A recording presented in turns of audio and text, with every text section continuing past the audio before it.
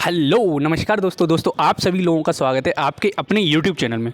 दोस्तों आप सभी लोगों के लिए एक न्यू रिक्रूटमेंट निकल के आ रहा है SECIL की तरफ से। अब ये क्या है, देखो यार, ये एक मिनी रत्ना PSU है, गवर्नमेंट ने अभी ओपन की है, जो कि solar energy corporation of India limited. आपको पता ही है, इंडियन गवर्नमेंट ने one grid one sun one world करके कुछ एक स्ट्रेटेजिक अपनाई है, जिसके थ्रू इंटरनेशनल सोलर अलायंस बनाया ISA, जिसका हेडक्वार्टर नोएडा में। आपको पता ही होगा, इंडिया का पहला इंटरनेशनल कोई संगठन है, तो उसी के तहत इंडिया सोलर एनर्जी में काम कर रहा है।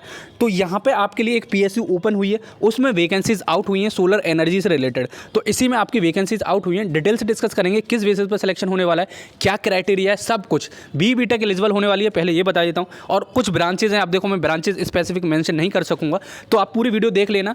वैसे छोटी वीडियो बनाऊँगा, ज़्यादा नहीं बनाऊँगा, जिससे कि आपका टाइम वेस्ट बिल्कुल भी ना हो। और यही मेंशन है, चलो मैं आगे दिखाता हूँ आपको सीधे। अब देखो, न्यू दिल्ली जो आपका इसका सेंटर होने वाला है, वहीं से आपकी वैकेंसीज आउट हुई हैं। मैं पहले ही बता चुका हूँ, सोलर एनर्जी के अंडर में काम है, तो मतलब आपका फ्यूचर इनॉर्मस है, क्योंकि जो भी आगे अब आने वाला है फ्यूचर, वो सोलर एनर्जी पे ही आने वाला है। क्योंकि अब आपको पता है, फ्यूल को इरेडिकेट करेंगे आगे जाके।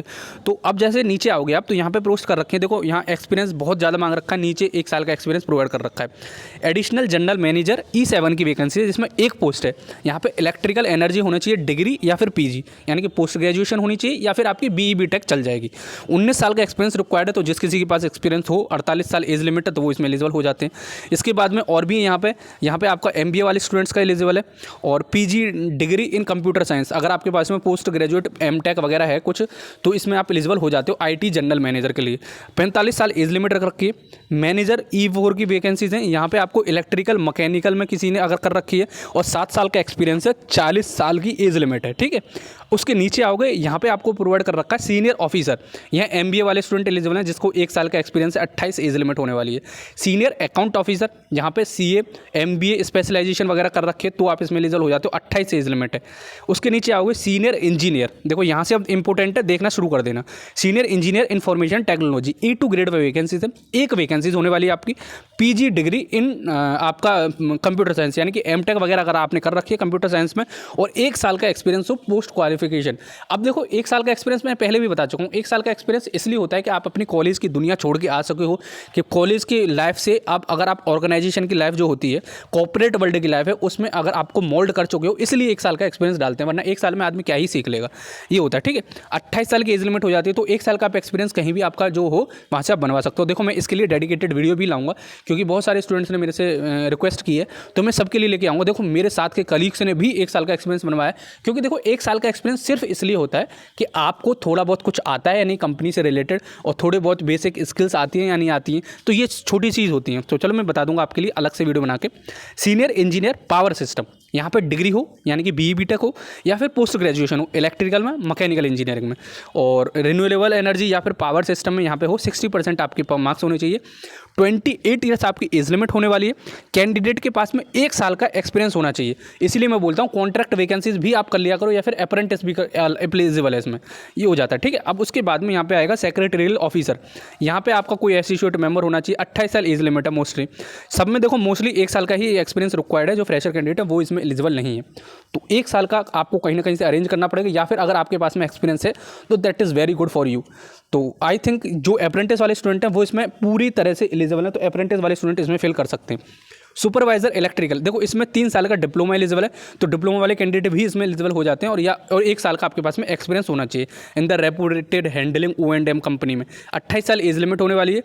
अब पर्सनल असिस्टेंट PA की वैकेंसी है, जो कि आपके 2 वैकेंसीज हैं। किसी भी फील्ड में ग्रेजुएशन है तो आप एलिजिबल हो जाते हो, और यहाँ टाइपिंग वाइपिंग मांगी है, 28 साल एज लिमिट है। टोटल ये एट ग्लांस ये दे रखा है आपको, तो एक बार देख जरूर लेना। और जो एज रिलेटेरिया मैंने बताया आपको, उसमें 3 साल का आपको एज रिलैक्सेशन देखने को मिल जाएगा OBC वाले कैंडिडेट को, SC ST कैंडिडेट को 5 साल का, PWD वाले कैंडिडेट को 10 साल का, जो कि देखने को मिलता है ये। अब एप्लीकेशन फ़ीस की बात करूँ तो यार बहुत भयंकर एप्लीकेशन फ़ीस है। एप्लीकेशन फ़ीस 1000 रुपीज़ होने वाली है, 1 से लेकर 9 पोस्ट तक जो आप एलिजिबल हो। फिर 600 रुपये होने वाली है आपकी 10 से 14 वाली पोस्ट के लिए, ठीक है। आप ऊपर से जाके देख लेना कौन सी के लिए क्या है। सिलेक्शन क्राइटेरिया की बात करते हैं यार, किस बेसिस पे आपका सिलेक्शन होने वाला है। देखो कंप्यूटर बेस्ड ऑनलाइन टेस्ट होगा जो E2 और E1 ग्रेड लेवल का जो है, और फॉलोड बाय द इंटरव्यू। देखो पहले आपका रिटन टेस्ट कराएगा जो E2 और E1 जो मतलब आप जिसमें 1 साल का एक्सपीरियंस रिक्वायर्ड है उनके लिए पहले ऑनलाइन एग्जाम होगा, फिर इंटरव्यू होगा।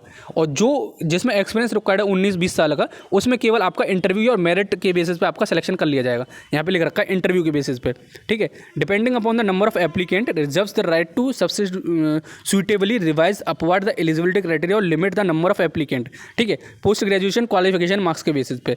और सिलेक्शन जो आपका सुपरवाइजर जहाँ डिप्लोमा मांगा था वहाँ आपका केवल ऑनलाइन एग्जाम होगा, ठीक है, ये यहाँ पे प्रोवाइड कर रखा है। तो ये आपको पहले ही भर देना, और जो आपकी लिमिट वगैरह है सब, एज लिमिट वगैरह सब आपकी एलिजिबिलिटी देख लेना। देखो इन सब की लिंक मैं डिस्क्रिप्शन में डाल दूंगा, तो वहाँ जाके आप डायरेक्टली आपको देख लेना। और ये सब जो आपकी डेट होने वाली है वो 29 अक्टूबर होने वाली है। एप्लीकेशन फीस फॉर्म जो है आपके 30 सितंबर से स्टार्ट हो जाएंगे, अभी ओपन नहीं हुए, 1-2 दिन में आपके ओपन हो जाएंगे, तो मैं टेलीग्राम पे आप सभी लोगों को बता दूंगा। और 29 अक्टूबर के से पहले आप सभी को भरना है। और 1 महीने का जो आपने, मैंने यहाँ पे 1 साल का आपका एक्सपीरियंस रिक्वायर्ड है, वो भी आपकी जो कट ऑफ डेट है वो 30 सितंबर के आसपास होनी चाहिए। मतलब 30 सितंबर तक आपका कंप्लीट हो चुका होना चाहिए 1 साल का एक्सपीरियंस, ठीक है। आई थिंक आपको समझ में आ गया। और SCCI does not assume any responsibility for the candidate not being able to submit their application within the last date. इसका मतलब ये है भाई साहब, पहले भर देना आप। मैं मानता हूँ इंजीनियर लोगों लास्ट डेट की इंतजार कर दो, लेकिन फिर भी जल्दी से कोशिश करना कि पहले ही भर दो। तो आई थिंक आपको समझ में आ गया। चलो फिर मिलते हैं अगली वीडियो में, जब तक के लिए जय हिंद जय भारत।